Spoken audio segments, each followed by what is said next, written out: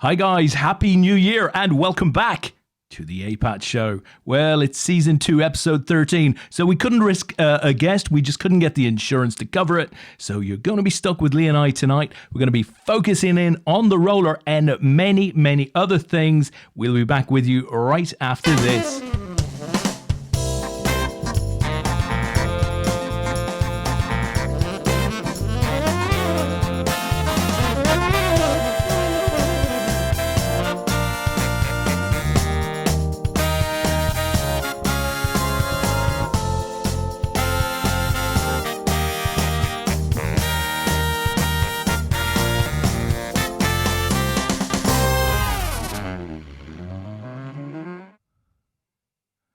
Leigh, it's 2021, so we're broadcasting in this newfangled Technicolor jobby. What do you think?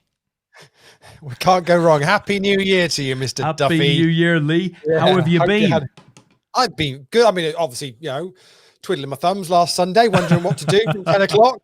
It's been a little bit weird, wasn't it? It's been like that. It has been a crazy couple of weeks. It has been a crazy year. We're going to discuss a lot of that through tonight. We're going to focus in on the roller tonight, Leigh. So, bit of an early finish, maybe, simply because we haven't really had a squad's leaderboard for the last 2 weeks, right? No, we haven't. Well, we haven't. But do you know what's crazy is people have still been playing the games every night. It's been fair play to people. They've still been tuning in at 8 o'clock every night and playing the games. So there's 86 in the squads game tonight. No leaderboard, but hey, it's nice. We've got a decent field. Just playing for a bit of banter and a bit of kudos. Absolutely. Decent field in the roller as well. Yeah, 73 in the roller. So we're paying top 10 in that. We're down to 12. So we're very close now on the money bubble. And a nice prize of nearly $640 up top for that. Fantastic. Very nice. Well, listen, we want to talk about Christmas. We want to talk about the break, but a couple of public health announcements first. Obviously, we've added some video to this tonight, so call that a test, if you will. We've tried this before. It seems to have worked fine, but if you're seeing any lip syncing issues, any quality of broadcast issues, let us know in the chat box, right? Because we won't necessarily know. Otherwise, similarly, if you lose the stream somewhere down the track, we'll restart it within the group, okay? Hopefully that doesn't happen, but just to let you know that it is a possibility. What it basically means is whenever we try anything different, basically anything can happen. That's what we do. So do you remember the one before Christmas where you just tried to put a picture up and the whole thing went down? It was fantastic. And that led to a lot of issues because you're then left with 2 files. Right, now I know this is a bit admin-like, but you're suddenly left with 2 files. You have part A, part B. That was with Tom Banks, of course. Tom sent us a picture. I tried to transfer it from, a phone to the device we use to run this thing, and everything fell over. Right, so I'm left with 2 files, and suddenly to merge the 2 and create one sort of film for upload, 7 gigabytes, Leigh. 7. I mean, that's a lot, right? That's a lot. Yeah, you should have passed it over to an expert, really. He knows about these things. It took a while. I spoke to a man who owned a dog. That wasn't you, and we got it fixed in the end. The thing is, though, what I will say is the guests love to get the show back up on YouTube so they can watch it back afterwards. Yeah. I've had 1 or 2 that have been, if we've not put it up within a few days, they're kind of... No, don't say that. We've been a little slow over the Christmas, but we're totally up to date there now. Now, the other thing is, of course, guys, as I mentioned in the intro, we don't have a guest on tonight. And to be honest, given the relatively short nature of the video tonight, we thought that would be a sensible thing to do. But if you'd like to call in and say Happy New Year to the group or, have a chat about something brief, then, connect with me on Facebook. Just call me on Facebook. I've got the little dialer here, so we could probably do that, right? We could probably take a call if we got 1 or 2 random calls. The one before Christmas, we had calls. We had 4 people on pretty much in a row, didn't we? We were phoning America, and we had Turbo Millionaire, right, with prizes. all of this time, 10 months we've been running for now, Leigh, and who figured that it was the prizes that would drive the activity? Who knew? Well, exactly. Yeah. Right. So going to be the case. Listen, Mr. Wilshire, we do have a few people with us in the chat box. Might not have captured everybody here, but from what I can see, we've got Lou Brush, Shug. We've got Mr. Haycock, and five other people are watching in that particular little text message within the chat box. Gaz Howard says, hey up lads, hi to you Gaz. Jeff Talbot, Happy New Year all. Happy New Year to you, Jeff. Dean Pearson is there as well. Do you see anybody else in your... I mean, we've got a lot more people watching. Yeah, there's a lot more watching, and I'm having the same problem with Facebook. It doesn't necessarily tell me who it is that we've actually got tuning in at the moment. So do pop a little message in the chat box, guys, so we can see you there, and we can give you a quick shout out. That's the best way to go about doing it. Fantastic. Okay, Leigh, where do you want to go to first? Well, let's talk about Christmas. Let's just have a quick chat about Christmas. I'm expecting this to be quick because, well, we're all pretty locked down. I can't recall being as locked down at any point in the past. Did you manage to get up to anything, get away at all? You're not on tier 4. You had a little more freedom. No, we're really lucky. So we weren't on tier 4 for Christmas, and we're still not tier 4 now. Nice. Although we're like surrounded by tier 4. So we have can't go far. To the east we've got the east. To the east we've got the New Forest, which wasn't in tier 4 for Christmas, but it went into tier 4 from Boxing Day, and we've got the pesky Bournemouth, Christchurch, and Poole lot. They're troublemakers. They're in tier 4. I know a few of them, Leigh. Yeah, absolute filth. Yeah. So, but I've got a funny feeling we're probably going to be in tier 4 ourselves in the coming weeks, I would have thought. But it did mean manage to go over to Jen's parents for Christmas Day to give them a bit of company on Christmas Day. So just the 4 of us over there. Nice. Took Jess out for a walk, and yeah, very nice, nice and chilled. And I think I know they did appreciate not being on their own for Christmas. Absolutely. And was able to go over and do that. So, but it's just been horrible, isn't it? Really, it's not been great. Well, it depends, Leigh. It depends on whether the turkey was, so nice, and whether the dessert was, as it should be. So, how was the turkey? Oh, didn't have turkey, so I had beef on Christmas Day. So nice. Yeah. So the only turkey I got this year was a turkey sandwich before Christmas from a supermarket. That was it. That's my only turkey for the year. I suspect you are not a turkey man. I'm not a turkey man. I have to say, there was lamb. Lamb was the thing in our house this year. That's good. Lamb was the thing, and it was lamb again for New Year's Day. Don't know. Is that leftovers or still, or is it? No. Separate meal. I think we bought a whole one and just dug in over the period. I think it was the Welsh. Like it's the Welsh for you. I don't know what to say. It was a little bit like that, I have to say. But the new year has started with bang is not the right word, but of course the annual diet is now in full fling. I've started January the 1st, as we do. Sean laughs at me every other week when I say, well, Monday's coming, next Monday. So she looked at me in mid-November and said, well, January the 1st is coming. And I agreed that seemed like a good time to start again. So we're doing that. We're 8 pounds down, Leigh. I don't know. So this is the annual triple D, yeah, the Des Duffy diet, yeah. Well, it's a bit like that. I did have a Facebook group. I think for the last 2 years, it was called Dawn of the Vegetable Eating Zombies, and it was a wonderful group. There was a lot of support in there for between 5 days and maybe 3 or 4 weeks. So I'm determinedly, I'm going to go beyond that. I walked 6Ks today. Obviously indoors on a treadmill. Detail, it's just too dangerous to go out, Leigh. It's just too dangerous to step out. You're deepest, darkest Surrey. I mean, to be honest, it must feel like The Walking Dead. Well, I tell you what, Leigh, I looked at the audience numbers there. In the southeast, yeah, it must be. Well, it's really bad here. I mean, everywhere you look, bodies. It's absolutely like The Walking Dead. It is. You can't step out of the house. Actually, do you know I haven't seen any bodies anywhere? But we shouldn't joke. I'm not going to laugh about that particular topic. But I thought I would have lost our entire audience with that little diatribe about my diet. But we've actually added numbers, Leigh. So we might have some more personal stuff through the evening. So who else has joined since Dean Pearson? Frank Bailey's joined. Hi, guys. Hi to you, Frank. Stefan Fisher is there. Hello, guys. No, I think Stefan is in. There's a rumour that there might be some dates, information going for the WCOAP, and I think we might see some of our more international members. To be honest, that's what I've tuned in for, because you've tuned in as well. What, you don't know? Lawler. Well, no, Simon Lawler asked a question on the Facebook group earlier on. Pete Wigglesworth said, "Tune into the APAT show." So that's why I'm here. Basically, I saw that. I liked that because I thought somebody knew something. Are you saying? Yeah, I've got something, right? I've got a notepad and everything ready to write down whatever the information is. I'm ready to go. So, well, I guess we'll have to come back to that then, right? Later in the program, if we can. Who else have we got? Pilco. Pilco is on the line from Dublin. Happy New Year to you, David. Hope you're well. Lou says, "Hi guys, how we doing?" Shug. Eddie Niascu is there. Hi guys. Tris has joined us. Did you see Tris's post in the group? The last days enjoying the show. We've added a little bit of value there for one or two of the members who have been challenged through lockdown. It's not easy when you're spending a lot of time on your own, and we're delighted to have been able to do that. I thought it was a lovely post. Nate Poulton is there as well. Ivar Garvik from Norway is there as well. Hi to you all. Dan Walsh says, "Happy New Year, everyone."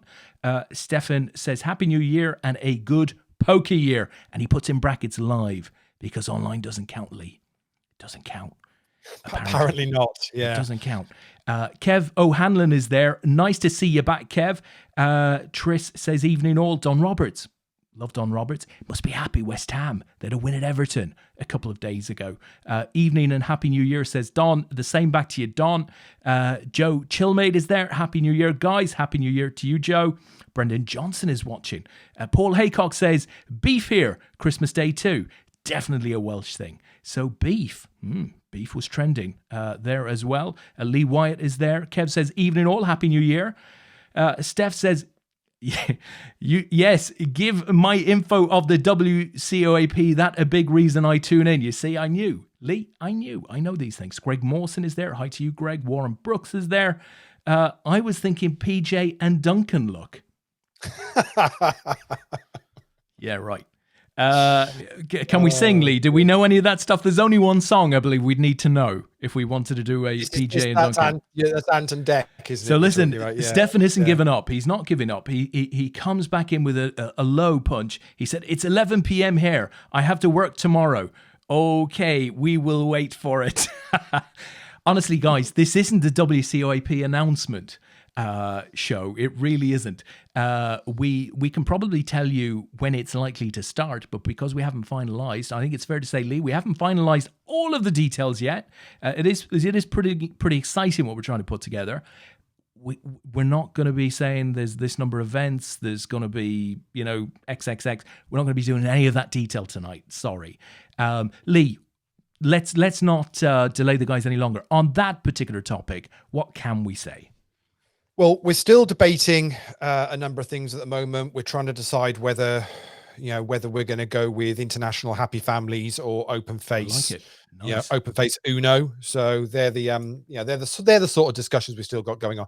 But yeah, we have got some dates for those of you that might well have seen on the Party Poker Live website. They popped up some dates. So the dates are, it's running basically the last week in January, the first week in February. So starts at the moment on the 24th of January. That potentially might change by a day or two. We're just finalizing the schedule. The guys have got a lot of work going on with the knockout series that they started on Christmas Day and is running through January. So obviously, things do kind of move a little bit, but we're pretty much sure that that's going to be the 2-week period that's going to be. We've got a load of bracelet events and really excited about being able to confirm the schedule and get it out there to people. Absolutely, we are. But listen, even better than that was a comment from Warren Brooks, because I think Tom said, "Big fan of the mid-90s Take That look, Lee." So obviously he's referring to your curtains. And Warren absolutely came back with that. He said, "Whichever one had the curtains." Well, I did say, guys, in the little post I put on the Facebook group, it would be a bit of a scratchy one tonight. I haven't been near a barber in a while, but I know I've been there more recently than Lee. And, you're still pulling it off, Lee, but, You got to get some of that cut off soon, right? That's when we're going to get to. That's the problem. I was originally going to keep it going until I actually had my vaccine. And then I got to keep the date free from my brother because he's getting married in November. And I thought, well, I could keep this going until November, till his wedding. That'd be awesome. Yeah. I mean, and now I'm not sure which one might come sooner, the vaccine or the wedding, to be honest, with the way things are going. So, no. Well, we'll have to see, guys. We'll have to see. So there's the very talkative bunch tonight, Leigh. Normally we're on to the poker at this point and we're cracking on with the show, but they just keep going. So what I should say to start with is, you mentioned Tristan earlier on, or Triplin, as we like to call him on this show. We christened him Triplin. Yeah. And he made min cash. So the bubbles burst in the roller, and Tristan's gone out in 10th, but has picked up $90 for his trouble. They're currently playing hand for hand to get to the final table. So we're nearly going to have a final table of 8. So we'll then have a little look on that when we get there. But well done to Tristan anyway for cashing in the roller tonight. Well done, Tristan. Keep the guys talking, Leigh. Keep talking for a minute while I just put the final table up on my screen. I was going to say, just as I said that, I did see the final table go. So Pavel busted 9th place, which means we now have a final table. Why don't you tell us who we've got on here, Leigh? Yeah, so we've got chip leader going to this is Peter from Hungary, I think. I want to say. Well, Peter is a good Hungarian name. Yeah, so Peter from Hungary. Then we've got Tom Bacon, we've got Simon Ward, Rich King of the double chocolate advent calendar gift fame. He's back for more. Did you tell him there's no chocolate tonight? Yeah, I don't know whether he knows there's no chocolate, but anyway, there's Peter Bumber from Austria is also there as well. We've got Dan Walsh. Shug has made the final table, and finally the short stack on this final table is Dave the Hitman Harvey. Nice. The Hit Squad. The Hitman is back. Very much so. So good to see you all guys playing tonight. Good luck to you all. You've all now banked $95 guaranteed. So, and it's $640 up top. Di Farrell says bar humbug. And I'm guessing that's probably because, well, I don't know. I mean, there isn't going to be any live poker over here for a while. That's my understanding. Maybe Di is missing the community a bit. I guess we're all missing the community a bit. Di, of course, based out in the States, in Georgia, right? In Georgia, and we had a good chat. Well, I must admit, that's when Tristan posted up that post over Christmas, it did kind of it just made me appreciate that actually how much the amount of people that just were like, here if you need anything, message me if you want, phone if you want. And that's the point, isn't it? Is I think more so than missing the poker, perhaps it's people missing the fact of being able to just catch up with people face to face and find out how they're doing, and just the social side of it. I guess we've had a lot of people over the last 10 months who have even privately came to one or other of us and said, "Oh, good job on the show, guys. I'm enjoying it," and we don't get a huge viewership, but maybe that's the point, Leigh. Maybe there is that element of face to face. At least you're seeing or hearing voices, right? Because it's about the voice. We have the guests on every week and stuff like that, and it keeps you connected with the community that you were part of in one shape or a form. But listen, talking about poker and the community and sort of getting back to business, just wanted to take a couple of minutes to talk about Rob Young and Dusk Till Dawn, right? And there's a couple of reasons for this. One, Rob apparently entered Dusk Till Dawn for the first time in 10 months yesterday. I think it was yesterday. So I guess he's come back after Christmas, New Year. They've gone in, and it's clearly running through his mind at the moment, at what point should we be getting sort of back to business? And he's, it's clear that he doesn't have the answer to that. But he also posted something on Twitter, Leigh. Oh, I lost you there. Sorry, say that again, my friend. Did you hear me? No, I just lost you completely. Oh, sorry. So I was going to say, Rob, well, I tell you what we'll do. Let's post up Rob's little video that he made in stepping back into DTD. Let's try that. Hopefully. Okay, so let's see what this poker club's like. I've been shut for 10 months or whatever. That's my man Dave. Puts the light on. Oh, jump on that, minions. We used to have one of those here. And here it is. Millions. Wow.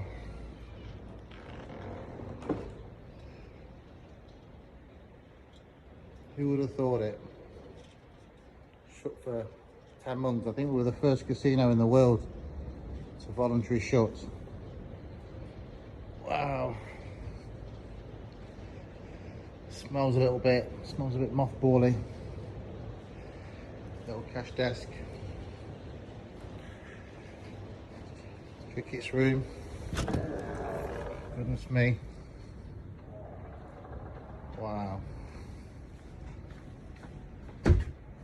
What a year. Got a light on. Tony G there in the Caribbean. Wow. Sofas look a bit musty. Probably needs a bit of a clean. Wow. Well, I guess it's still here, but not much poker getting played. So there you have it, Leigh. It's still here. Not much poker getting played. A little bit musty, perhaps, but the lights are on, right? We saw the lights return at Dusk Till Dawn for the first time in 10 months. So what I was saying just before you lost me there, Rob, even though he's in the building today, doesn't seem absolutely sure, and how could he, as to when poker will come back. So he posted something on Twitter. What can you tell us about that? Yeah, so we just posted a simple poll yesterday for 24 hours. Put it up there, just saying simply live poker in the UK. When do people think that we'll be back to playing live poker as it was pre-COVID? So he's talking about Rob likes to go on about the plexiglass and the that kind of thing. So basically saying, when would that be the case? And he gave options of less than 6 months, less than 9 months, less than 12 months, or over 12 months. I voted on it because he was after some interest. It got nearly 4,000 votes on it. I actually went for less than 12 months, so somewhere between 9 and 12 months. Last quarter of this year, I thought we might see something, but actually the clear winner, well, whether it's a winner, I'm not really quite sure, but 48.7% of the vote was for 12 months or more. So they don't think there'll be anything in 2021. Nearly half the people that voted felt That's that way. interesting. Really interesting, because I would have thought the type of Twitter audience that Rob has, I would have thought would have been optimistic and sort of all of that stuff, deadly serious about poker and desperate to get back. So that's a pretty sobering response. I actually think we'll get back sooner. That's my own view, but whether that's less than 9 months or less than 12 months, I think is to be determined. Probably, maybe sitting with you, I think we'll get back this year, but whether it's in the last quarter. Yeah, or I mean, I originally thought we might get something in quarter three, towards the end of the summer, and it might be that we look to have an event maybe around September time was kind of my first thought.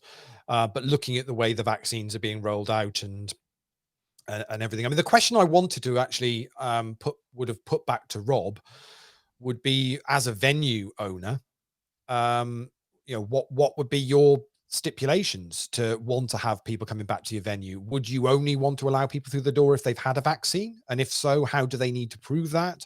What would be your requirements? Because I'm sure, I mean, we've been very fortunate. We've had a number of conversations with Rob in the past year, and he's been quite frank and honest about the situation. And the one thing that he's made very, very clear is he wouldn't want anything to happen on his watch. He wouldn't want to be a situation where there was a mini outbreak because of an event at Dusk Till Dawn, and I don't think there's probably any venue that would want that to happen. So ultimately, at what point do you get to where that becomes okay? And that line is, where do you draw that line where you feel that actually enough people are covered? I mean, personally, I think if I was a venue owner, I think I would only want people in that have had a vaccine.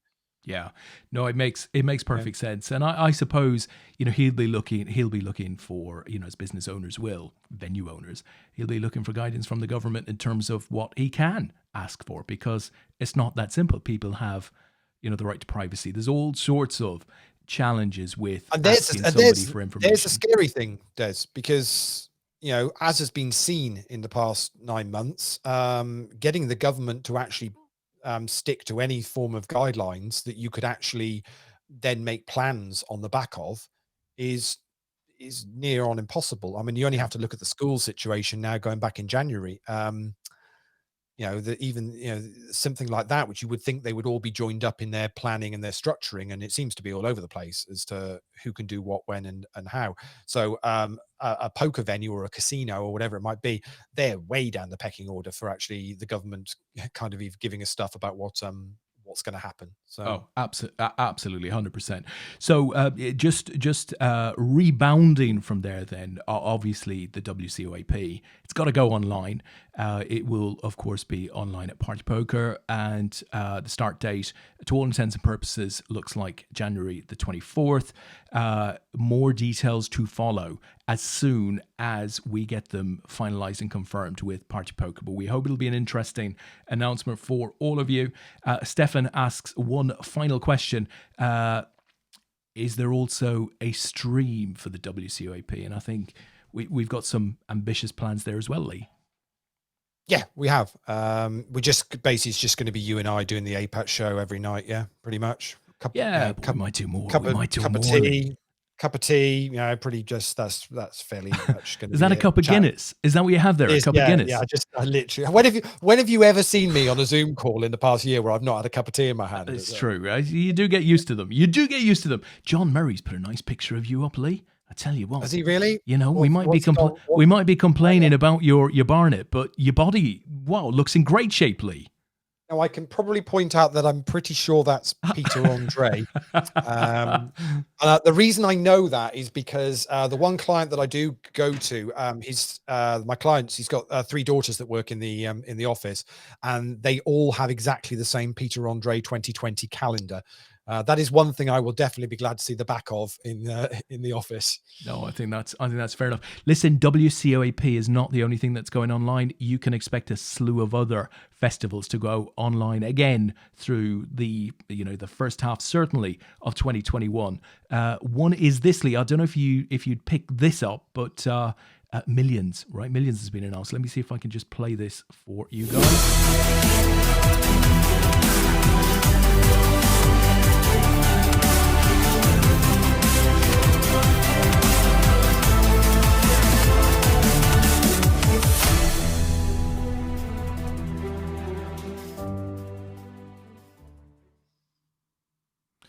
Now, we had a lot of success within the industry in the big festivals moving online.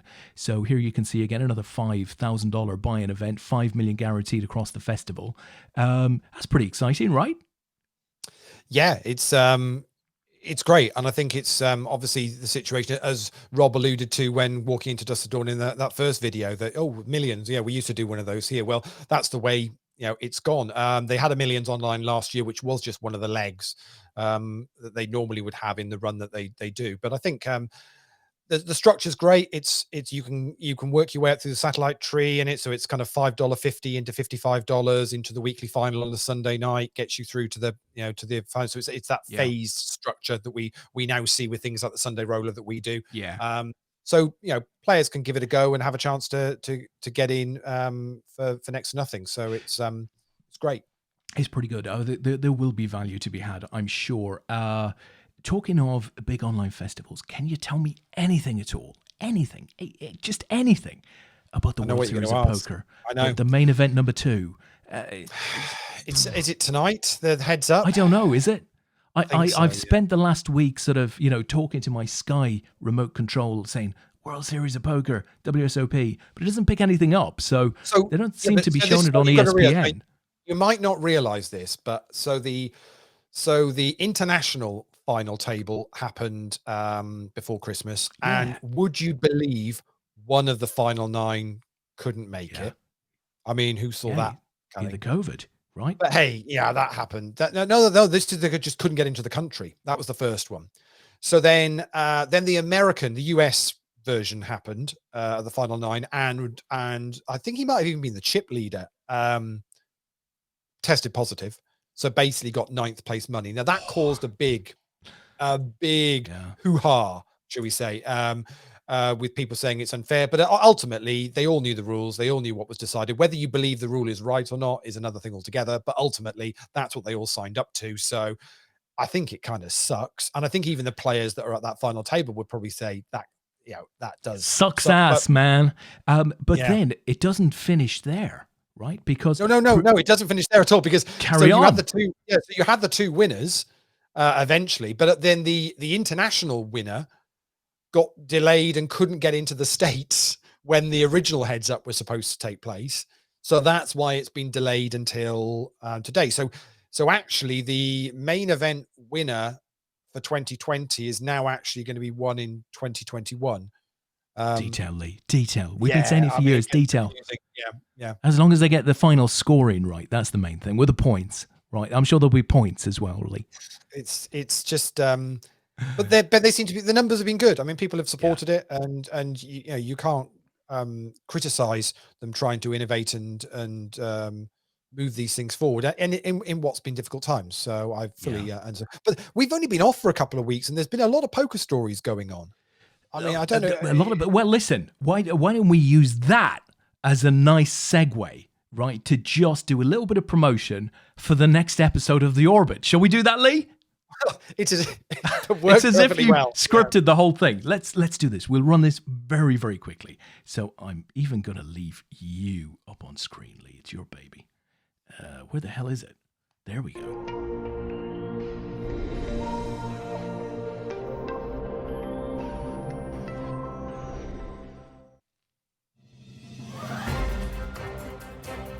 I love this intro, Lee. I've heard it so many times now. Just love this intro. It's so big. It's so American news-like. Okay, here we go. Full screen. Hey everyone, welcome to episode number 7 of The Orbit. My name is Robbie Straczynski, and I'll be your host and moderator for the show, which is being recorded on December 16th, 2020. This is our final episode of The Orbit for the year, and as such, we decided to gather together a first-rate panel of poker media veterans to discuss a bevy of topics about the year that was. Without any further ado, I'd like to introduce this episode's panelists. In seat 1, we've got Will Shillabeer. Will is the editor-in-chief of Poker News, the world's #1 poker media site. He's also a halfway decent Badoogie player. Will, welcome to the show. It's a pleasure to be here, Robbie. In seat 2, we have Jeff Platt, a premier poker broadcaster. You can catch Jeff hosting shows on Poker Go, like The Big Blind and Friday Night Poker, as well as co-hosting the Poker News podcast. He's also a professional light dimmer. Jeff, welcome to the show. Thank you very much for having me, Robbie. You mentioned first rate. I'm not quite sure on that with Tuckman and I here, but we'll make it happen. Good to be here. In seat 3, we have Donnie Peters, formerly of Poker News and the World Poker Tour. Donnie is a longtime poker industry veteran, world-renowned pizza expert, and is currently the host of the Fives podcast for PocketFives.com. Donnie, welcome to the show. Thanks, Robbie. Thanks for having me. Finally, in seat 4, we have David Tuckman. David's been doing poker commentary on high-stakes cash games and marquee tournaments throughout our industry for a decade and a half. In between gigs, he also moonlights as a stunt double for Colin Farrell. David, welcome to the show. Thank you. A decade and a half. I sound very old. Well, you guys all look great, and thank you very much for making the time to join me here today on The Orbit. I'm really looking forward to today's roundtable discussion, so let's jump right in with Will in seat 1. There we go, Lee. So where can the guys see that? So yeah, we premiere that on Twitch TV. So you can go to twitch.tv/poker and you can find all the other episodes on there. But if you're on Facebook, the best place is just to go over to the Twitch Poker Facebook page, because it's actually set up there as a series. So pretty much you can very easily watch all of the episodes. That's episode number 7. I mean, we've had a ridiculous number of guests on.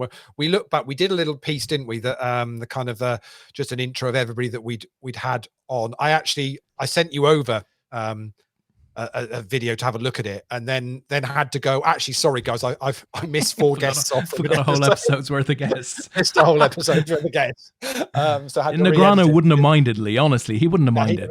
He'd have been okay with it, wouldn't he? But it genuinely, to think that we where we've come to with that in what really kind of 6 or 7 months is just phenomenal.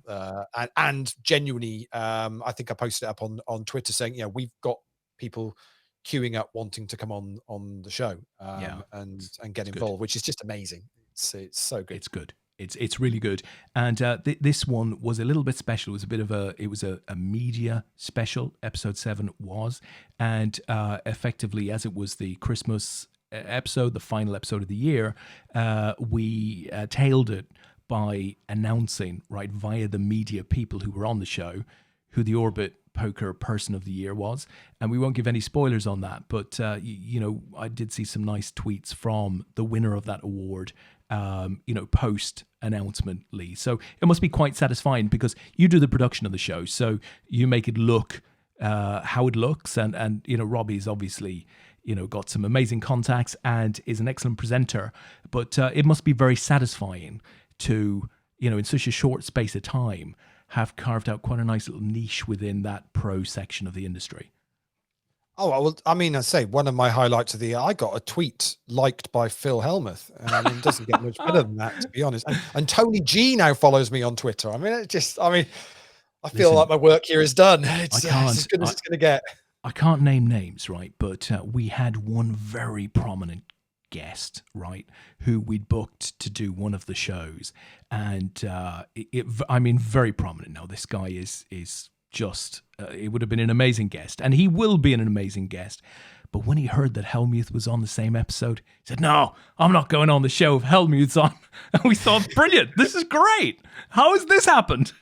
We're right smack in the middle of it all. So yes, he will appear. No names. When poker personalities collide, isn't it? Oh, it's absolutely fantastic. Absolutely fantastic. Now, listen, talking about collision and stuff like that, and I'm conscious we want to cover a little bit of poker because we're nearly out of the poker, right? There's only, about 5 players left. I think I'm sort of hoping you might find this funny, but at the same stage, it's really quite serious, particularly when we're talking about online communities and stuff like that. So we've managed to get hold of a little piece of video from the first meeting of Brian Clough with Leeds United, back in the 70s when he just took over from Don Revie. I promise all of this is the absolute truth. Just watch this, Lee. I'm going to put you up on screen with it. See if you can figure out what's happening. Let's have a look. I might as well tell you now. You lot may all be internationals and have won all the domestic honours there are to win under Don Revie. But as far as I'm concerned, the first thing you can do for me is to chuck all your medals and all your caps and all your pots and all your pans into the biggest flipping dustbin you can find. Because you've never won any of them fairly. You've done it all by blooming COVID.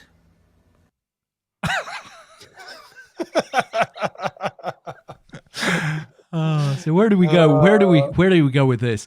Obviously, you know what I'm referring to here, right, Karen? Yes. This poor pundit has been pilloried a little bit online, desperately unfair, for a comment that she made that she thought Leeds may have run out of steam last season had it not been for the sort of the break, the 2-month break, whatever it was, that COVID allowed them, which was probably a little unfair. But she had a justification for saying it. So therefore, all's fair and well as far as I'm concerned with a comment. But she's had a tough time. What have you made of? What have you made of that? We don't seem to have the same problems within poker, do we? Not really. I don't think. I mean, I have a certain amount of sympathy for her, and the fact that she's been hounded off and closed down her Twitter account on the back of it. Absolutely. At the same time, though, it is a ridiculously silly thing to say because you kind of know what.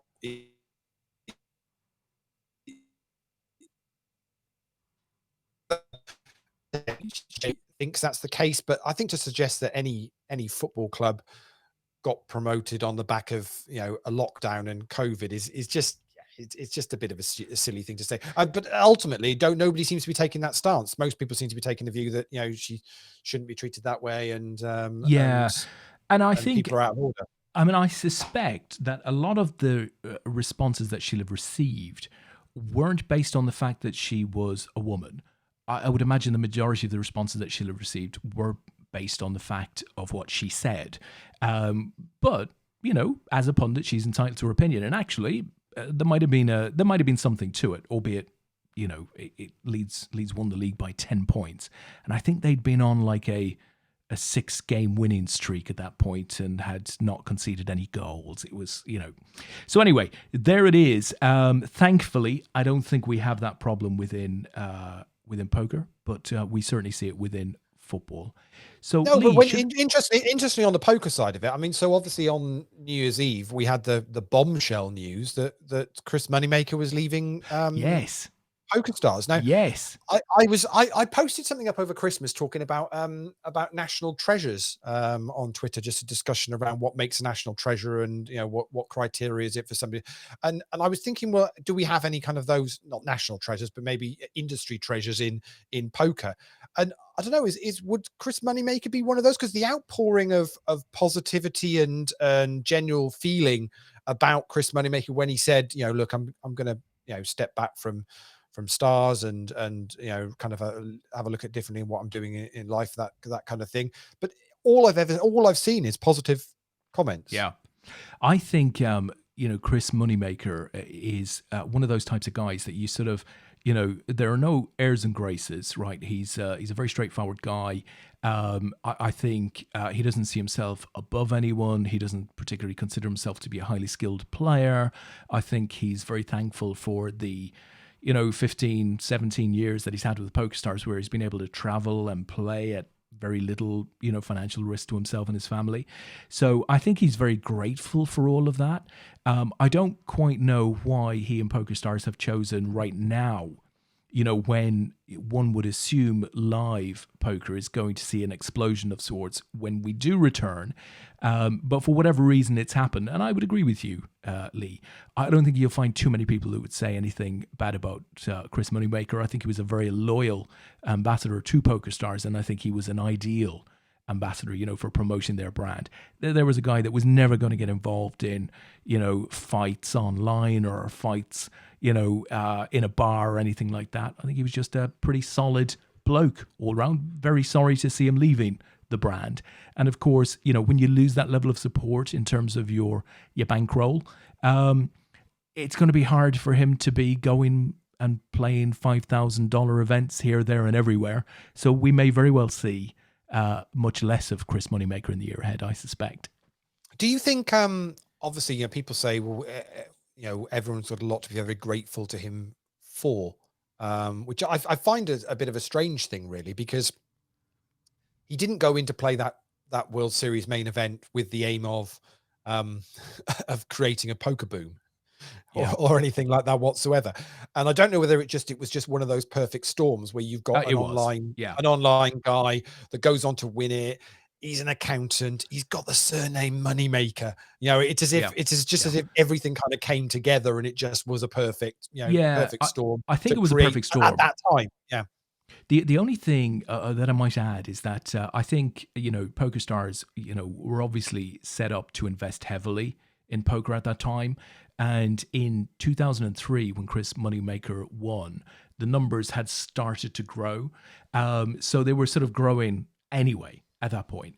But I think if PokerStars had shoved $10 million into marketing in 2004, for example, with a message of, join PokerStars and you'll get a $200 bonus or something, I think they'd have been much less successful than they were able to be with the message, this could be you. I think that absolutely captured imaginations, and they had a huge amount of conversions on the back of it, and that grew the industry. The everyday guy in the street, gal in the street, suddenly thought, well, that could be me. That's my route to $1 million. I'm gonna have a go. I'll play some satellites. Yeah, and obviously it's the message which APAT has always been strong at putting across, is that you it's a stepping stone, isn't it? You work your way, Yeah. you work your way up to play for bigger things. And so, yeah, it's aspirational for players. So might well be. Whether we ever see that again, I mean, there's a suggestion that, we are expecting another poker boom once, once we get out of this COVID situation. Whether that'll happen or not, I don't know. There seems to be a lot more barriers in the way to potentially stop that from happening now than maybe 15 years ago. Yeah, it's regulation, of course, and there's numerous reasons why it might not happen. The reason that it might happen, the only reason I think that might drive it, is just this passion, this this pent up sort of passion for from people to want to get back playing live again. So that creates discussion creates just larger numbers. So that's the reason that it might happen. But we'll have to wait and see. I mean, I don't know of anybody who doesn't fancy a game right now, I have to say. Yeah, it's and it's just finding the time of when it is. So in the meantime, people have got to make do with online. That's the way it is. Lots of new innovation still going on there. I see GG have brought out a new did you see that the other day, their new GG Care. If you get a real bad beat, then they'll put you into a kind of a weekly tournament as a bit of a kind of a free roll shot. So if you nobody likes a suck out or a bad beat on the river or whatever, so they're looking to, it's GG Care, and they're there to support you through the bad times. Yeah, right. Do they define what a bad beat is? Because a lot of people I know might be confused by that. They sort of do. It's not my most favorite advertising tagline that I've seen over Christmas. Have you seen the Ryanair adverts? No. So the Ryanair adverts are on the premise that book your flights for the summer, for Easter or the summer. It's the vaccine's on the way, flights from 1999, and then they hit you with the tagline, jab and go.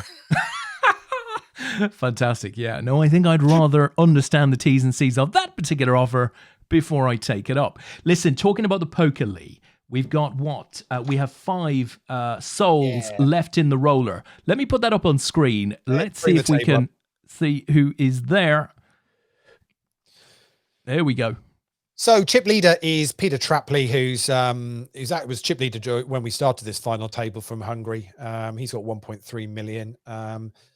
Dan Walsh has got just over 1 million. Richard King, who did very well out of our advent calendar. Well, he did very well for, I think he said his sister and his wife got chocolates for Christmas, courtesy of APAT. So quite happy. Tom Bacon, who clearly likes my 90s boy band look, and Simon Ward are the 5 players remaining. So they've locked up nearly $160, but it's $640 up top. So still a nice prize to be playing for. We're down to 17 in the Poker Squads game tonight. I should just mention about Poker Squads. So we took a break, 2-week break for the leaderboard, but that is back. So starting from tomorrow night, we will be back with game week 38, I think it is. I'll have to double check that. So basically, we haven't taken the stats for the last 2 weeks, but it will just roll on from Monday. So get back playing. All of your squads are live as they were, but we're allowing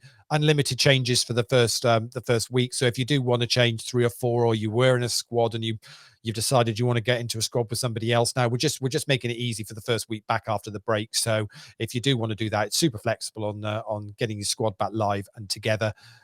You can just do that via the website or just message me on Facebook, whichever's easier for you. But basically, squads will be back starting on Monday, and obviously then APAT show next Sunday. We'll be looking to crown our first squads winners of 2021.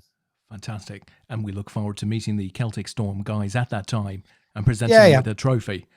Yeah, well, I mean, I don't. But there were a number of people that dominated through 21. They had little periods of domination, right?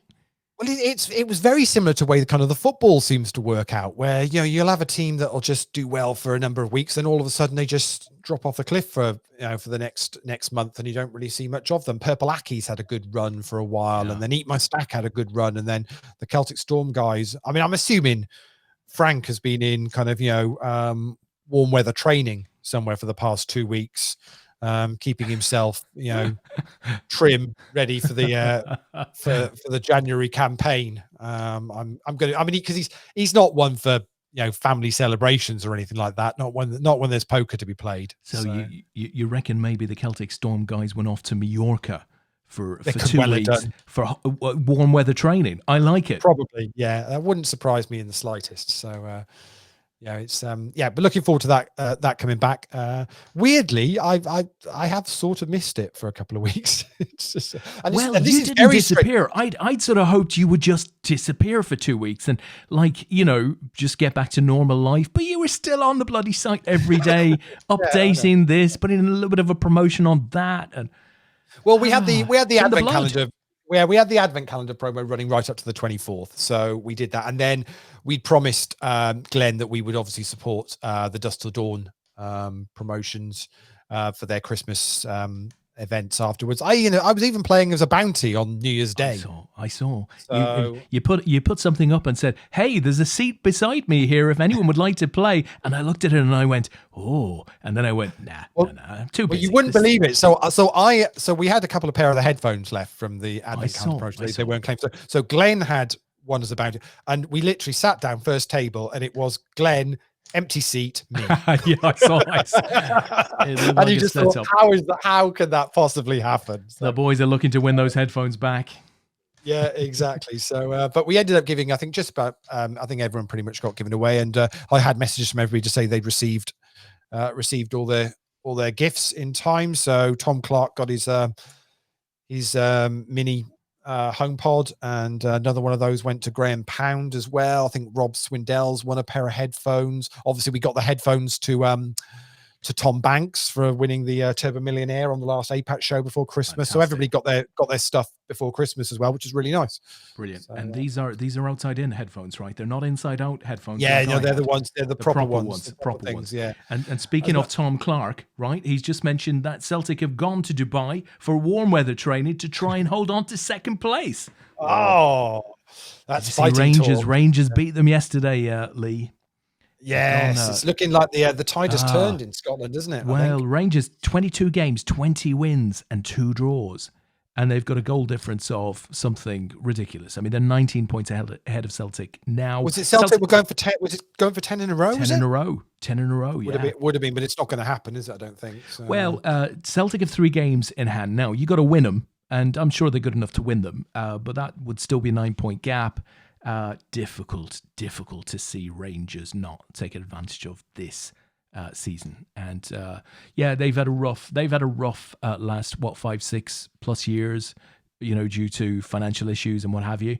But it does look like they're having a big season. Well, they got whether they got fairly or unfairly punished for the situation they found themselves in, but it's taken a while to come back. And just as watching there as Richard King doubles up Tom Bacon, who is very much the short stack at this final table now. Tom's only, he's actually got 10 bigs, or nearly 12 bigs actually. So he's got a little bit more play now. Actually, it's quite shallow actually. So there's average stack is about 40 big blinds with 4-handed. So we've got a little bit of play to go. But I think we potentially got a bit of a kind of a title race going on in England. Yeah, it's super exciting. It kind of feels that way. And I must admit, I was kind of thinking early on in the season, well, this is Liverpool's to lose, and I can't see anybody really putting up much of a fight. But we now seem to be in a situation where, there's potentially 3 or 4, 5 teams up there that are there or thereabouts at the moment. Obviously, what always happens with these leagues is, 1 or 2 will push away towards the end of the season. But for the moment, as we're heading up to the halfway point, it's not like last season where it felt like it was a done deal. No, agree. Absolutely. Which is going to make it interesting to watch. That's for sure. Yeah. I mean, I'd rather it wasn't that way, but it is what it is. And, when you say it was Liverpool's to lose as a thought, dropping points to West Brom, Brighton, Fulham, crikey, who have I missed? Newcastle last midweek. Suggests that actually, there's 8 points gone there straight away. So, but a month ago, or maybe 6 weeks ago, we were saying, considering all the injuries that you guys had, it was just you were in a phenomenal position considering. And to be honest, we should. This is Yeah. this is a complex story, right? So I having sat through this in 2018 when we ended up losing by a point to Man City, and remember that was 29 years without the league, so it was pretty important. I was, getting very emotional about dropping points in December, January of that year. I was sort of saying to people around me, you drop a point or 2 points in this game, it's going to cost you in the long run.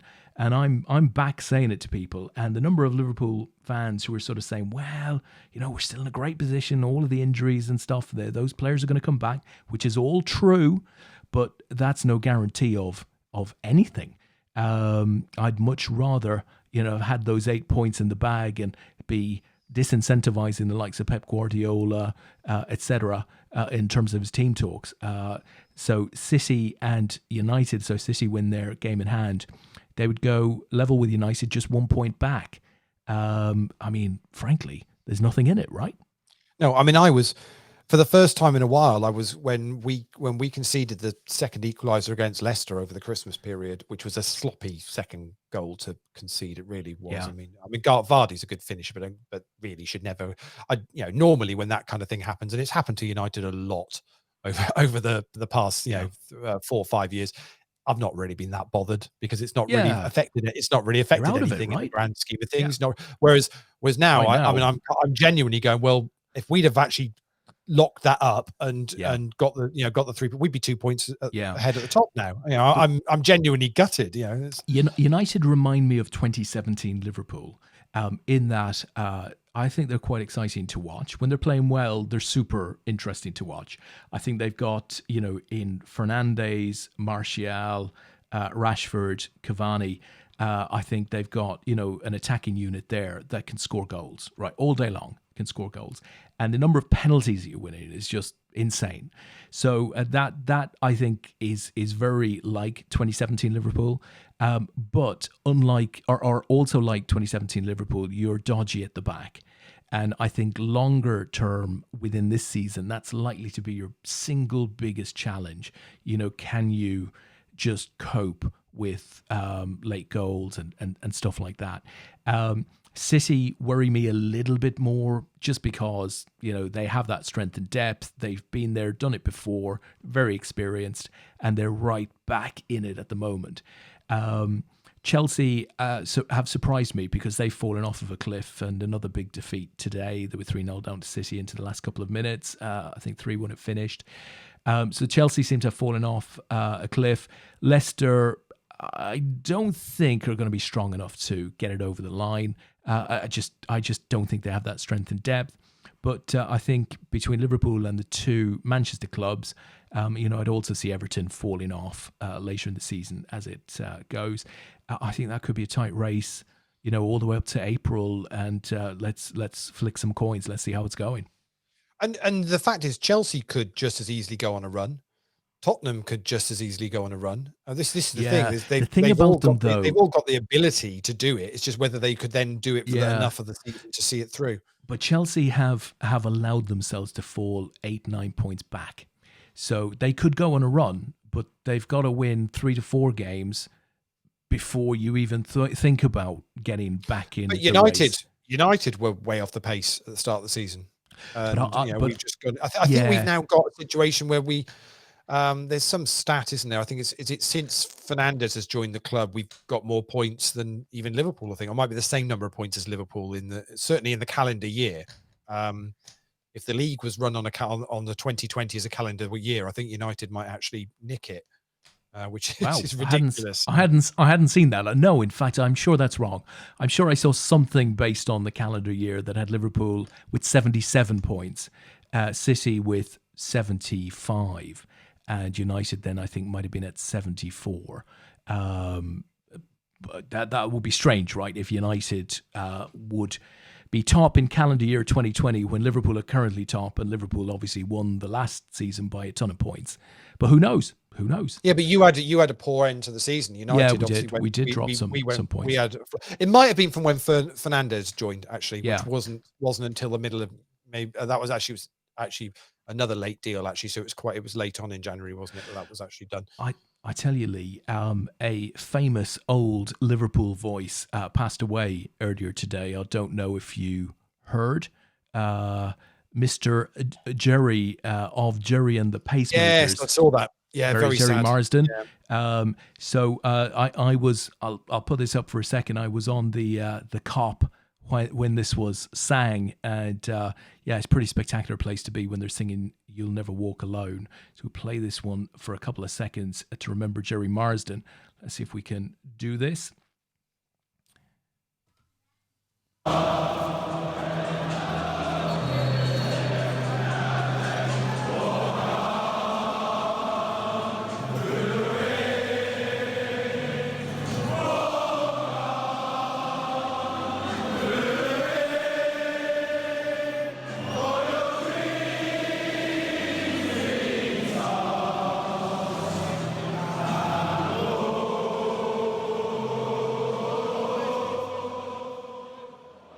There we go, guys. Jerry Marsden, who we lost today, will remain well remembered at Liverpool, I'm absolutely sure. And of course, it's not just at Liverpool. That song is sang throughout football.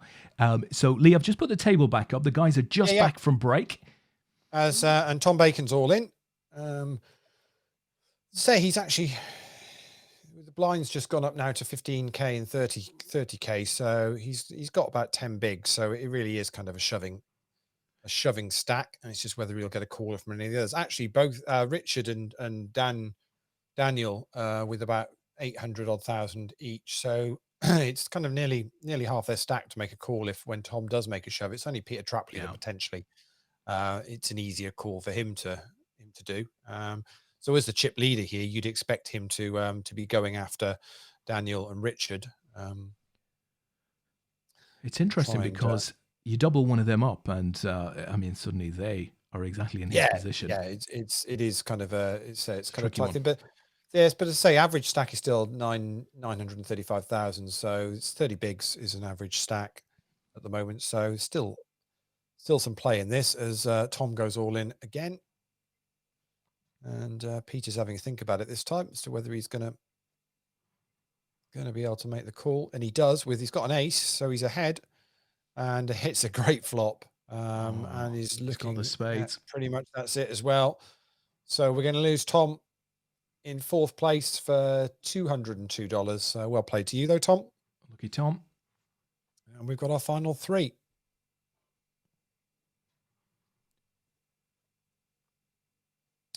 So yeah, it's going to be quite hectic with poker. Obviously, the knockout series on Party Poker runs up until the 19th of January.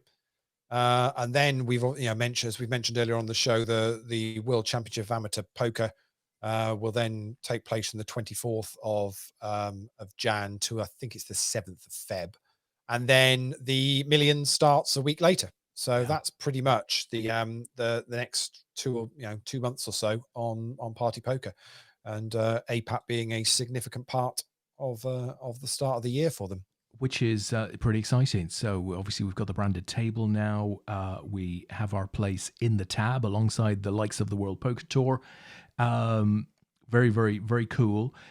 Leigh, presumably with the WCOAP coming, we're not going to have medal events as such this month. They will be replaced by the WCOAP, right? Yeah, exactly. I mean, a few people had asked whether we were going to have medal events at the end of December, and apart from the fact that obviously it would normally be across, it would have been across the weekend, this weekend, but with it being New Year as well, it didn't feel like it would fit right, and instead we will just roll those forward to the end of January, where there will be plenty of medals and bracelets up for grabs. So I didn't envisage that what we'll do. I mean, effectively, the WCOAP ends a season, right? It's the typical season ender for us. So I guess season 14, we'll get to announcing that after the WCOAP. And one can assume that the first X number of nationals are certainly going to take place online, and they effectively, I guess, will be the medal events, the medal weekend. Yeah, that's very much the plan. Obviously, it's been a tough year of working out what to plan, and a lot of it's had to be done kind of a little bit of a short term view until we could work out where we're at. But I think we're fairly comfortable now that, as you say, Des, that we know we're going to be, we're not going to be looking at any live events, certainly in the first half of this year. So very much the focus after the Worlds will be on putting out some decent online festivals with medal events up for grabs, and looking to just increase those numbers, get some really good prize pools there for people to win. And continue being able to put the added value out for the players as well, and focus on what we're all about, which is looking to offer poker for amateur players. So it's keeping to the freeze outs, all the important things. Keeping late reg to an absolute minimum, which a lot of it is what Party are doing at the moment across a lot of their other events. So their late reg is reduced. It's a lot of it is down to one re-entry. Now for a lot of their daily tournaments, what they call leveling the playing field, and just trying to to keep things balanced. And it's a really strong message. It's a message that we've had for 14 years.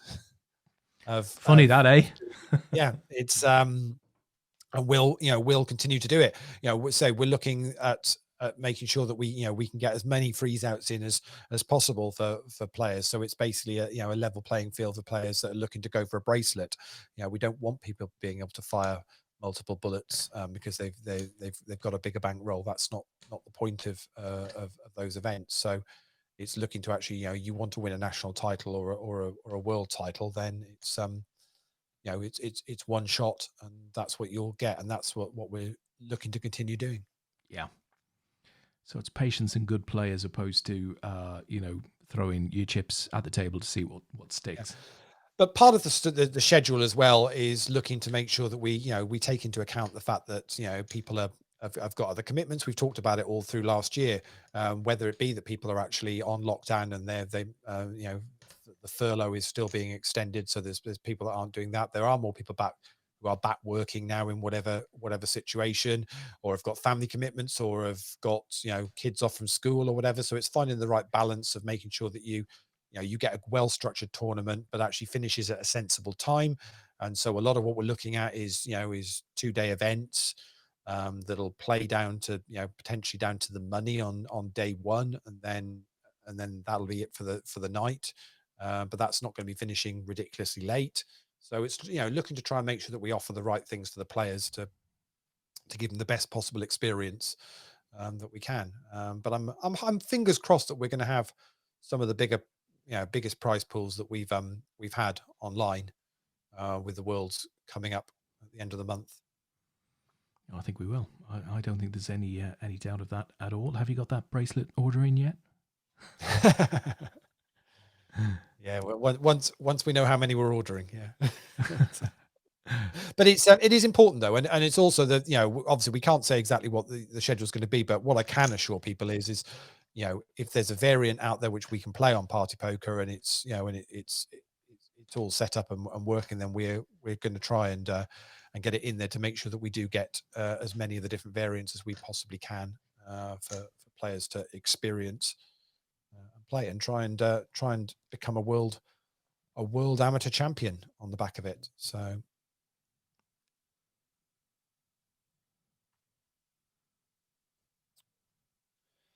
So Richard's added a bit to his stack here now. Took a bit off Peter after Peter had bust Tom Bacon, but yeah, 3 left here now. That's still kind of like trying to find out where they stand, I think, a little bit with this. So Gaz asks, any bracelets for second or third? He's asking for a friend. I was going to say I was thinking that we might, if we were going to do poker predictions for 2021, and it's important to me that if you're predicting something, it can't be the obvious, because predictions are easy if you're just going to state the glaringly obvious of what's going to happen for 2021. But one of my poker predictions for 2021 would be that Gaz Howard wins an APAT event. I'm not sure which APAT event, but I'm fairly confident in 2021 he will win. He might just be a poker squads one night, but he will win a tournament at some point this year. Oh, he's got the game. And we've had a bit of a miss there. Why haven't we had Gaz back on? He was excellent on the show that we did have him guest on early in the series, probably the first 5 or 6 shows. I've asked him a couple of times, and he's had family reasons that he's wasn't able to do a couple of Sundays or whatever. But he's quite shy, actually. It took a little bit of persuading to get him to come on the show in the first place, but I certainly know that everyone that listened to that show took a lot away from it. So hopefully we'll get Gaz back on at some point. I think that would be good in the next couple of months. And listen, talking about a guest that we've had on previously, Leigh, do you remember the lovely Emma Hogan? Does that name ring a bell? You do. That was last time, right? Last time out, pre-Christmas. Yes, it was. Yes. Emma's back in the chat box. We may have a new member, somebody to take the Bailey, what would I say, legacy forward. Perhaps something like that. It's probably trying to find out where her tickets are because they've gone into Frank's account. Oh no! Well, I thought she'd given them to Shug. There might be all sorts of political manoeuvrings going on there. Who knows where they've gone? Yeah, who knows where they've gone? But yeah, Emma was excellent. She cashed big in our Turbo Millionaire pre-Christmas. Is that how we're describing Turbo Millionaire? Cashed big. Cashed big in Turbo Millionaire. Yeah. The only regret she didn't get the headphones. I actually have a Turbo Millionaire confession to make. Really? I found out afterwards that the final question that Tom answered to win the headphones was very poorly researched. What? Do tell. Very, very poorly researched. I think the final question was who was hosting or who was giving this year's alternative Christmas speech. Oh, I remember 4. That. Yeah. Yeah. Well, it wasn't who he said. So get the headphones back. Get the headphones back. In fact, it wasn't any of the 4 options that he had. So, darn it. I think on a technicality, we can still claim the headphones back, Leigh. Well, I did think about it. Actually, messaging him and going, actually, Tom, I don't know how to break it to you, but yeah. Was it Danny Dyer? We said in the end. He went for Danny Dyer, and to be fair, Danny Dyer did do the alternative speech in 2018, but he wasn't this year. This year was they actually got it was actually the Queen that did this year's. The Queen did the real one and the alternative one? No, but it was what's the CGI deep, or what's it called? Deep something, isn't it? It's just the one which is the Deep Throat. Yes. No, you're thinking of something else. But they where they've got the computer graphics and it basically it's done in real life, real time. Okay. I can't think and that's who they got this year. But yeah, it was Danny Dyer 2 years ago. It's very very poorly researched by my quiz colleague. So you just can't get the staff, can you? No. Oh, but whilst we're talking quizzes, I should mention for those of you that took part in our Christmas quiz we did the Friday before Christmas, hopefully enjoyed that. We're doing a similar thing this coming Friday. Deep fake. Thank you, Tom Clark. Yeah, that was it. Deep fake is we're doing whether you want to do this or not, I don't know, but it's our quiz of the year, which is always our first quiz after Christmas. So it's a fun and cheery look back on 2020 or something along those lines. But if anyone wants to do it, I'll post the details up on Facebook anyway. It's free. It's on Zoom. You're more than welcome to come along next Friday at 8 o'clock. Leigh, you can try and beat the Haycocks won the Christmas quiz. Well, they just know stuff, don't they? They just know stuff. You can tell to look at the Haycocks. They know stuff. They don't have to study. They just absorb, right? Good genes. Yeah, but if anyone fancies that, I'll post the details up. It's free if you fancy coming along and joining us on Zoom next Friday night. Leigh, I'm prepared to give you my 5 top stories of 2020. Right, you've got 5. I'm not necessarily prepared to discuss them, but I'm prepared to name them because you might have several. Is this in any particular order, or there's a little bit? It's roughly in order of importance to me, right? Okay, cool. I could probably guess what I think is going to be number 1 then, or maybe not. Well, I don't think you will actually, but number 5 for me was home working. I'd never done it before. I feel like I've done a lot of it now. That was a massive news story for me. It certainly changed my life over the last 9-10 months. So that was number 5. Number 4 was Liverpool. So you might have thought they might have been a little higher on the list. Oh, I just thought that had been a lot higher on your list. But okay, yeah. I mean, obviously, it was a magnificent year for Liverpool, winning the league for the first time in 30 years. And, gave me a great deal of positive vibes, that particular story. Number 3 for me was Trump, right? Only number 3. A bit surprised by that. I had a little bit of thinking about these. Trump. Now, you can get subsets, right? Subsets of stories. So number 2 for me was division, right? Division. I haven't seen as much visible division for years as I have done this year. And part of that was Trump, and part of that was virus, and part of that was Brexit. Division, right? It was just very evident this year. Number 1, of course, would have to be COVID, right? The virus that just changed. It just changed everything this year. So those were my top 5 news stories of the year. I mean, one could have a video, one could have a program on each of those, I suspect. How about you, Leigh? Is there anything? Possibly a series on them. Oh, I mean, my God, yeah.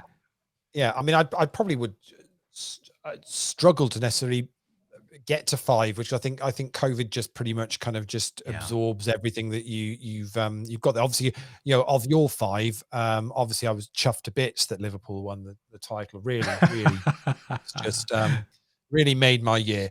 No, to be fair, my brother and my dad are Liverpool fans, so actually it was quite happy for nice them, right? For them to to have a little bit of success, and it doesn't do any harm to kind of spread the success around in the size. I've always done home, but I mean the things that the personal things that I think is to me story wise, and the things of is I genuinely would say what I've got to do with the orbit this year or in 2020 was just incredible. And that's something which you take away, looking to take away positives from the year. And what we've done with this show, and what we've done, with APAT in the year, and what's been difficult, I think it's been nice to see that people have just kind of stepped up and supported, and seeing that community spirit is always a nice thing. I'll tell you one thing which we got to do over our Christmas break, Des. And we won't go into too much details of what, but we had a little half-hour Zoom call, didn't we?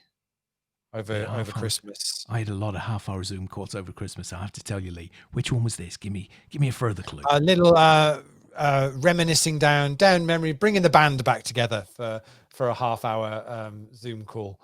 Bringing the band. Where you might cry. It really obviously wasn't memorable. Was it me? Was I on the call, Leigh? Yes, you were on the call. I might be the slightly older of the two of us, but it doesn't mean I've necessarily forgotten it, right? No, we got to have a quick half-hour chat with Mr. Prue over. Mr. Prue! Oh, yes. What did we say? No, I've no idea what bringing the band back. Well, we'd like to get Rich on the show.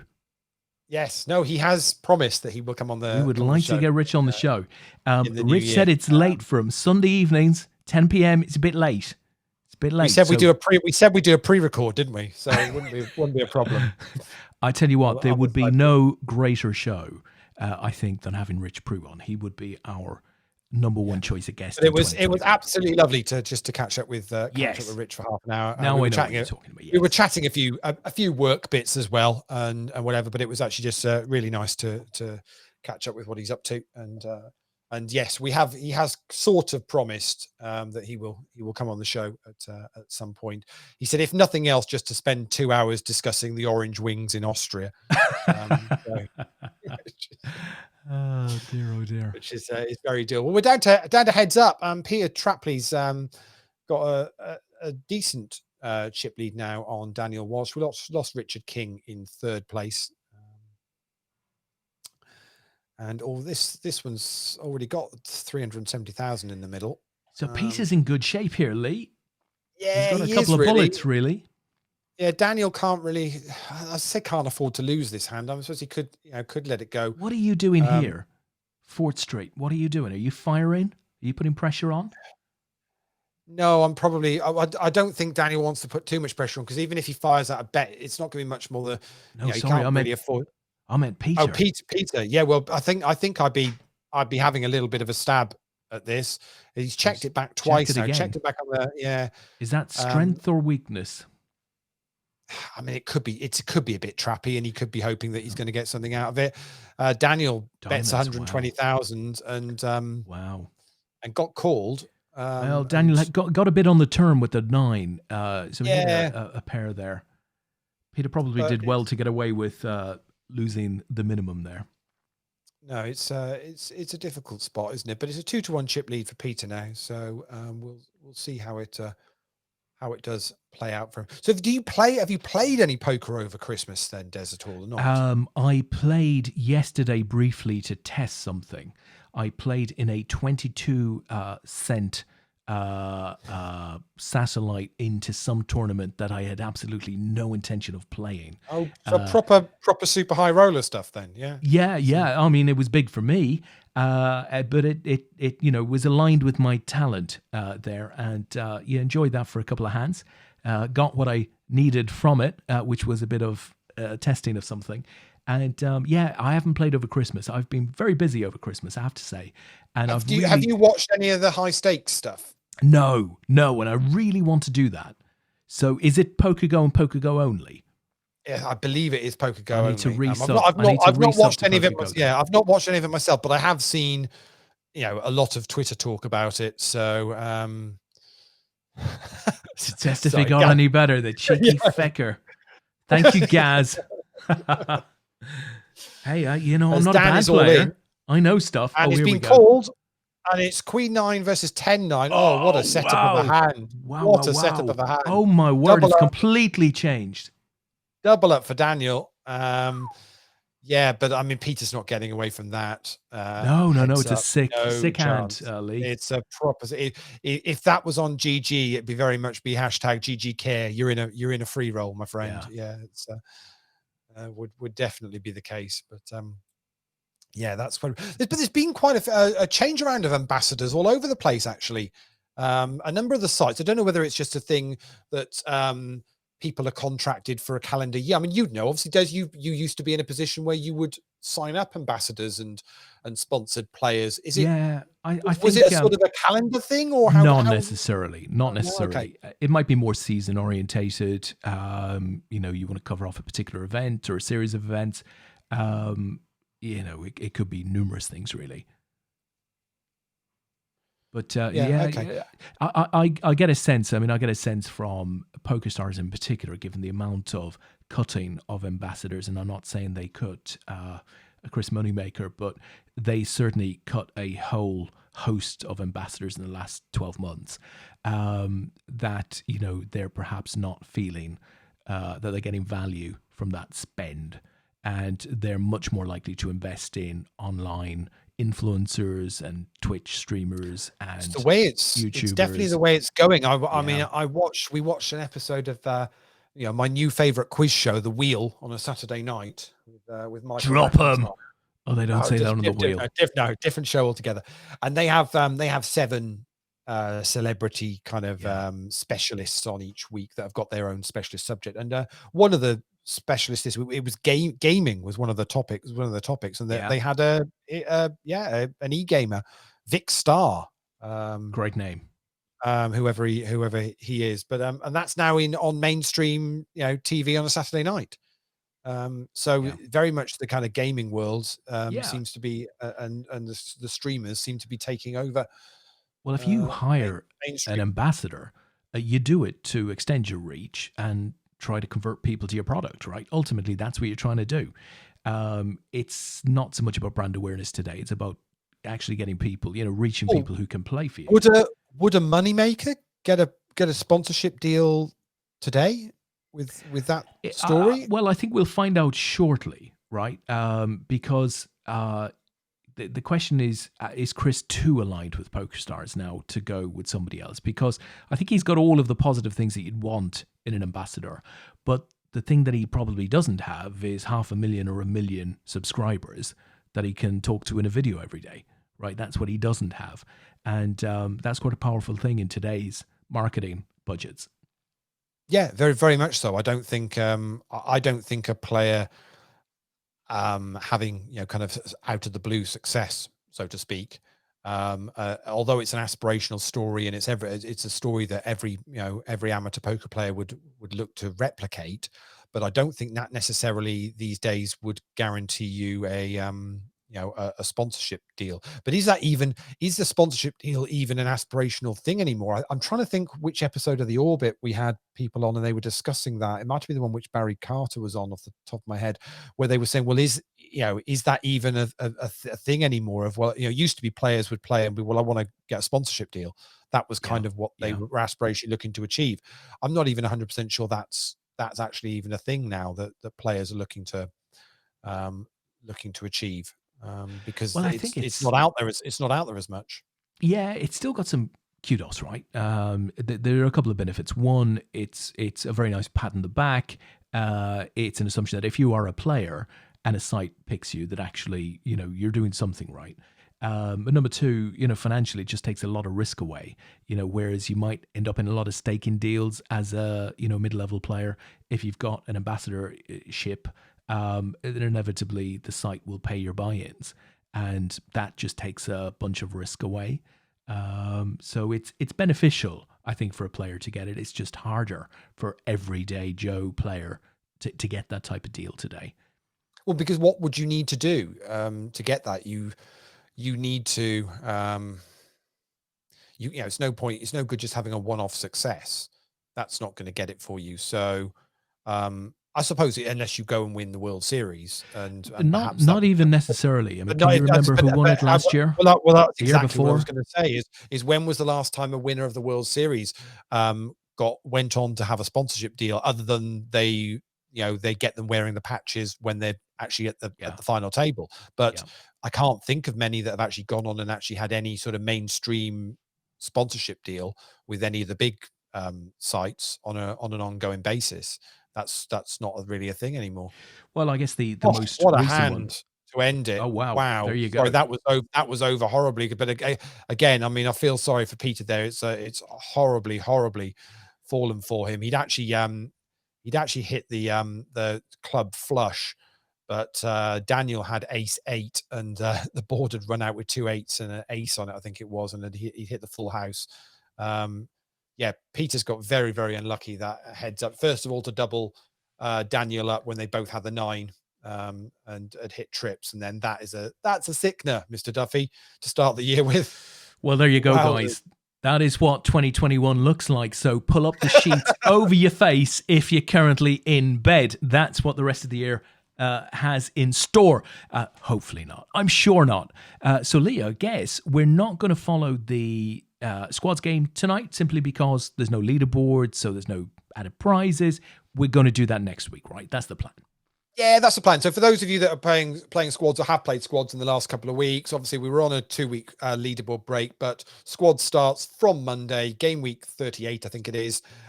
If you're already in the squad, it's live, just carries on as normal. If you want to make any changes, you can do that as well, though. We're going to open that up and make it super flexible for the first week back after the break. So if you were in a team and no one's playing and you want to get into another squad, not a problem whatsoever. Either just re-register up your squad details, or message me if you need to, or use the player exchange form as well, whichever's easiest for you on the website. It has slightly changed on the website because we've had a bit of a revamp just before Christmas on the website, but everything's still there, so you should be able to find everything that you need. And it'll all be good to go on. Are you going to reply to Mr. Brooks?